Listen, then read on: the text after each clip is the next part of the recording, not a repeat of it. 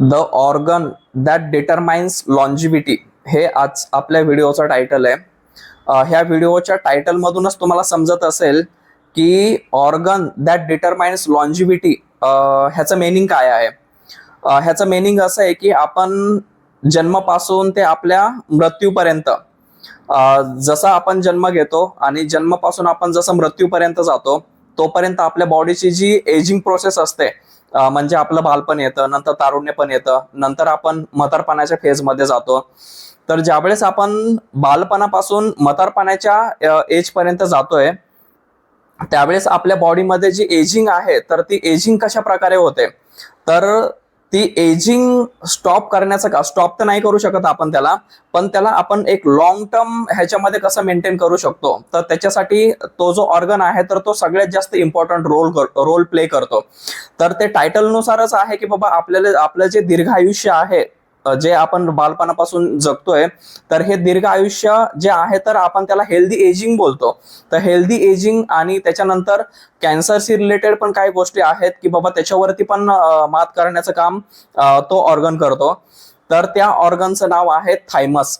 Thymus ही जी एक Gland आहे, thymus Gland जी आहे, तर त्याच्यामध्ये ना आपल्या बॉडीमधले जे काय बोलतो आपण त्याला, जे टी लिम्फोसाइट्स आहेत तर त्या टी लिम्फोसाइट्स आहेत ना, तर त्या बोन मॅरो मध्ये मॅच्युअर होतात, आपल्या थायमस ग्लँडच्या तिथे येतात आणि त्याच्यानंतर तिथे मॅच्युअर होतात.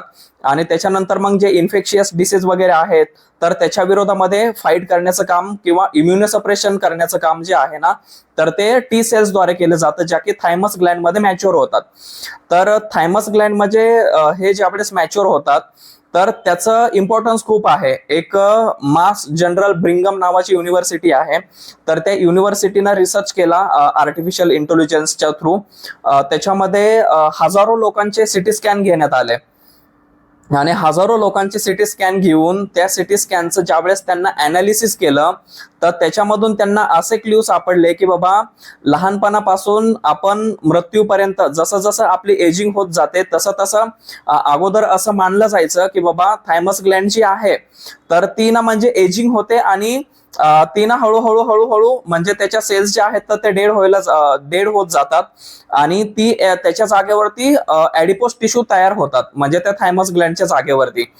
पण मास जनरल ब्रिंगम युनिव्हर्सिटीने ज्यावेळेस हा रिसर्च केला आर्टिफिशियल इंटेलिजन्सचा यूज करून, हजारो लोकांचे सिटी स्कॅन त्याच्यामध्ये स्कॅन केले आणि त्या रिसर्च मध्ये नंतर असं पुढे आलं की जो ऑर्गन आपण अगोदर इरिलेव्हंट मानत होतो आपल्या बॉडीमध्ये, तर त्या ऑर्गनचा आपल्या हेल्दी एजिंग मध्ये किंवा आपली जी लाईफ आहे ती लॉंग टर्म मेंटेन ठेवण्यामध्ये, अँटी एजिंग साठी, आपल्या बॉडीमध्ये प्रॉपर इम्युन सिस्टम मेंटेन करण्यासाठी त्याचं जे इम्पॉर्टन्स आहे ना तर ते त्यांनी हायलाइट केलं. तर मग त्याच्यामधून त्यांना असं सांगितलं की ज्यावेळेस लहानपणापासून आपण मृत्यूपर्यंत जातोय ना, तर जसं जसं आपली अँटी एजिंग म्हणजे एजिंग होत जाते तसं तसं लिम्फोसाइट जे आहेत ना त्या पण कमी होत जातात. पण समजा त्या जर ज्या माणसं एक्सरसाइज करत होते किंवा मॉडरेट इंटेन्सिटी ऍक्टिव्हिटी ते वर्कआउट वगैरे करत होते, फॉर एक्झाम्पल सायक्लिस्ट वगैरे आहेत किंवा मॉडरेट वर्कआउट आपण ज्याला कार्डिओव्हास्क्युलर एंड्युरन्स वगैरे आपण अशा प्रकारे ज्यावेळेस ट्रेन करतो, तर हे जे लोक आहेत ना तर ह्या लोकांवरती पण अनालिसिस केलं गेलं आणि त्याच्यामध्ये नंतर असं पुढे आलं की बाबा त्यांच्यामध्ये जी थायमस ग्लँड होती ना तर ती ऍक्टिव्ह मॅनर मध्ये वर्क करत होती. म्हणजे अगोदर इरिलेव्हंट मानला जाणारा ऑर्गन जर एक्सरसाइजच्या थ्रू जर आपण जर त्याला जर मेंटेन ठेवायचं जर ठरवलं तर तीच थायमस ग्लँड जी आहे तर ती आपल्या बॉडीमध्ये चांगल्या प्रकारचं काम करते, अँटी एजिंगचं तर काम करतेच करते, पण ऍट द सेम टाइम आपल्या बॉडीमध्ये जे हार्टशी रिलेटेड इश्यू होतात, म्हणजे कार्डिओव्हास्क्युलरशी रिलेटेड जे इश्यू होतात तर ते इश्यू ऍड्रेस करण्याचं काम पण म्हणजे थायमस ग्लँड करते. ऍट द सेम टाइम आपल्या जी माणसाची जी कॅन्सर समजा फॉर एक्झाम्पल एखाद्या व्यक्तीमध्ये जर झालेलं असेल तर कॅन्सरच्या इम्युनोथेरपीमध्ये सुद्धा काम करण्याचं थायमस ग्लँडचं काम आहे. तर म्हणजे एवढं मोठं काम, म्हणजे जस्ट इम्युनिटी प्रोटेक्शन करण्याचं कामच आपल्या थायमस ग्लँडचं नाहीये, पण मोर दॅन दॅट त्याच्यापेक्षा पण जास्त काम ते आपल्या थायमस ग्लँडचं आहे, जे की ब्रिंगम मास जनरल युनिव्हर्सिटीच्या रिसर्चमध्ये त्यांनी आता हायलाइट केलं. तर म्हणजे ह्या व्हिडिओमधून आपल्याला समजतं काय की ऑर्गन दॅट डिटरमाइन्स लॉन्जिव्हिटी, म्हणजे अगोदर ज्या ऑर्गनला आपण इरिलेव्हंट मानत होतो तर तोच ऑर्गन आज आपल्याला एक लॉंग लाईफ हेल्दी लाईफ जगण्यासाठी चांगलं प्रमोट करतोय. इन द सेन्स आपण मॉडरेट इंटेन्सिटी ऍक्टिव्हिटी ठेवून आपण समजा त्याला जर मेंटेन करण्याचं जर काम जर केलं तर आपण एक चांगली लाईफ जगू शकतो, आपली इम्युनिटी चांगली राहू शकते. आणि इवन म्हणजे जो कॅन्सर म्हणजे जनरली जर बोलायचं झालं तर ब्रेस्ट कॅन्सर हा प्रिव्हलंट आहे फिमेलमध्ये.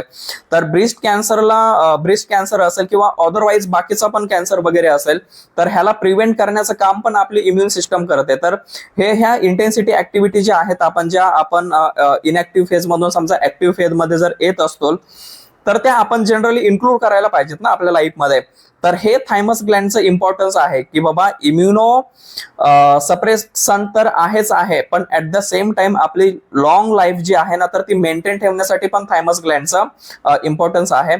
तर हेच आजच्या व्हिडिओमध्ये आपल्याला म्हणजे थायमस ग्लँड विषयी बघायचं होतं. द ऑर्गन दॅट डिटरमाइन्स लॉन्जिव्हिटी हे जे टायटल आहे तर हे पुरेपूर त्याला फिट भेटतं. तर हीच इन्फॉर्मेशन मला तुमच्यापर्यंत पोहोचायची होती. धन्यवाद. Thank you so much.